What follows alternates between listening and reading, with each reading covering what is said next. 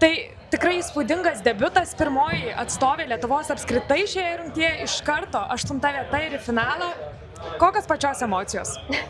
Labai sunku apibūdinti tas emocijas, nes ką dabar labiausiai noriu padaryti, tai atsigulti lovą ir eiti miegoti, nes naktį buvo sunku užmigti dėl jauduliuko ir šiaip visą dieną stresavau, tai dar negaliu patikėti, ką mes čia padarėm su trenere.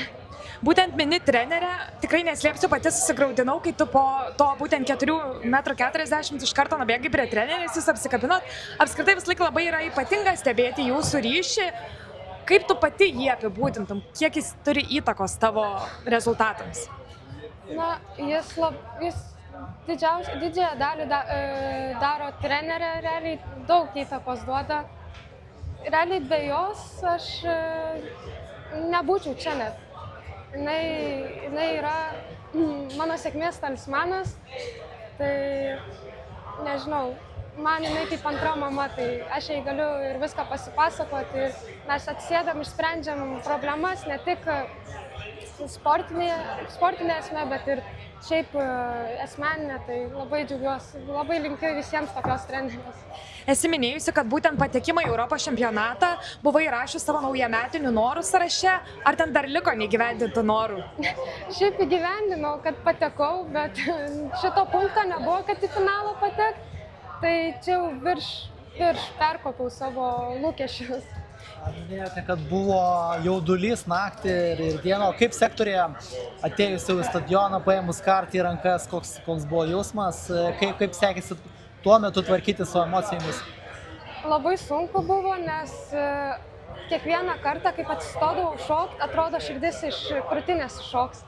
Bet kažkaip išėjo daug apie aukštinę stengiausi galvoti apie techniką ir kad aš viską moku, daug nedadėsiu ir viskas. Kaip pati atmosfera, stadionas, galvojant ir apie finalą, gal kažkiek pavyko prisijaukinti? Na, žmonės, tai wow, nesvarbu, ar olandas, ar lietuvis, ar anglas, jie visiems ploja, tai labai smagu, labai džiugu. Tai ir pavyko prisijaukinti, tai jau laukiu finalo. Ar miegosi ramiau jau patekusi į finalą, ar vėl bus kažkokio jauduliuko? Ne, šiandien manau, taip kietai užmigsiu, nes tikrai labai noriu miego. Visą dieną stresavau ir naktį stresavau, tai manau šiąnakt pavyks užmigti, o jau kitą dieną nežinau, bus matyti. Iki finalo laukia diena poilsio, kaip jie atrodys? Iki finalo laukia diena poilsio, kaip jie atrodys? Na, kaip visą laiką, atsikeli, pavalgai treniruotę ir kitus lietuvius palaikyti.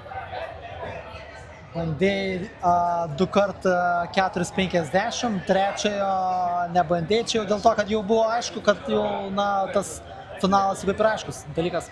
Na, taip, kad nesitaškyti ir šiaip šiokios tokios traumos kankina, tai nesinori plėšytis, geriau finalui pasitaupyti ir ten iki galo pasibaigti, kaip sakoma.